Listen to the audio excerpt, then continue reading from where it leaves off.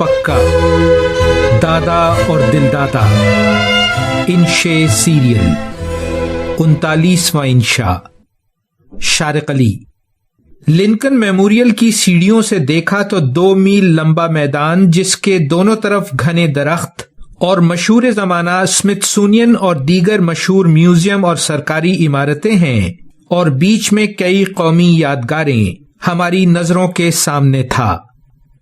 یہ سارا علاقہ نیشنل مال کہلاتا ہے اور کیپٹل ہل پر جا کر ختم ہوتا ہے۔ واشنگٹن کے اسٹڈی ٹور کا ذکر تھا اور یعنی آپا خوشگوار یادوں میں گم۔ کہنے لگیں، لنکن کی یادگار میں داخل ہوئے تو خانہ جنگی کے دوران قوم کو متحد رکھنے والے ابراہم لنکن کا سفید سنگ مرمر سے بنا مجسمہ 33 فٹ کی اونچائی پر براجمان تھا۔ گروپ فوٹو کھچوائے گئے اور چھوٹی سی ستائشی تقریر ہوئی۔ اس جگہ کھڑے ہوئے جہاں مارٹن لوتھر کنگ جونیئر نے اپنی شہرہ آفاق تقریر کی تھی، میرا بھی ہے ایک خواب۔ بل گیٹس ملا آپ سے؟ میں نے اچانک یہ سوال پوچھا۔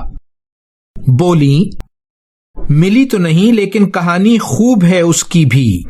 پھر متوجہ دیکھا تو بات آگے بڑھائی۔ 61 سالہ گیٹس بچپن میں سیاٹل کے خوشحال خاندان کا کھلنڈرا سا لڑکا تھا، مطالعے کا شوقین اور سائنس اور حساب میں طاق اور دھن کا پکا۔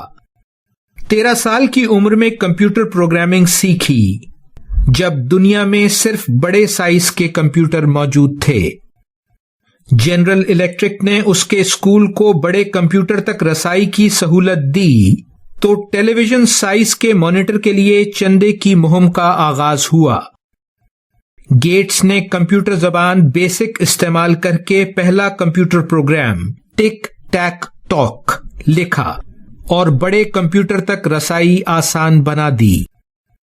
پھر اس نے اپنا کمپیوٹر ورژن رسک بنایا۔ یہ نام اپنے پسندیدہ بورڈ گیم رسک سے لیا جس میں دنیا فتح کرنے کی جدوجہد ہوتی ہے۔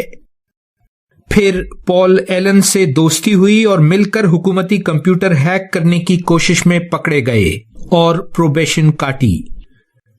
پھر اسی سرکاری کمپیوٹر ادارے نے 17 سالہ گیٹس اور ایلن کی مدد سے اپنا سافٹ ویئر بہتر کیا اور انہیں $20,000 معاوضہ ادا کیا۔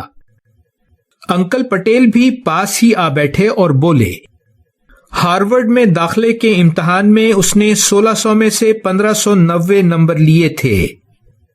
اسٹیو بالمر جو گیٹس کے ریٹائر ہونے کے بعد مائکروسافٹ کا باس ہے، ہارورڈ کے دنوں میں دوست بنا۔ اسی دوران پال ایلن نے کالج چھوڑ کر گیٹس کو بھی یہی مشورہ دیا۔ ہارورڈ چھوڑ کر سافٹ ویئر کمپنی مائکروسافٹ بنائی جو بالآخر واشنگٹن آ گئی۔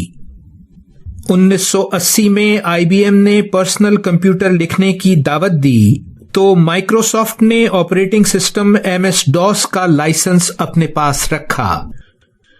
1980 میں مائکروسافٹ میں 25 ملازم تھے اور آج 90,000 سے بھی زیادہ۔ ایک قابل، بچوں جیسی معصومیت اور بھرپور مقابلے کی صلاحیت رکھنے والے دنیا کے امیر ترین گیٹس نے 2006 میں اپنی دولت اور وقت کا بیشتر حصہ فلاحی کاموں مثلاً پولیو، ایڈز، TB وغیرہ کے خلاف جنگ کرنے کے لیے وقف کرنے کا اعلان کیا۔ وہ آج بھی انسانی خدمت کے اعلیٰ ترین منصب پر فائز ہے۔ جاری ہے ویلیو ورسٹی، شارق علی۔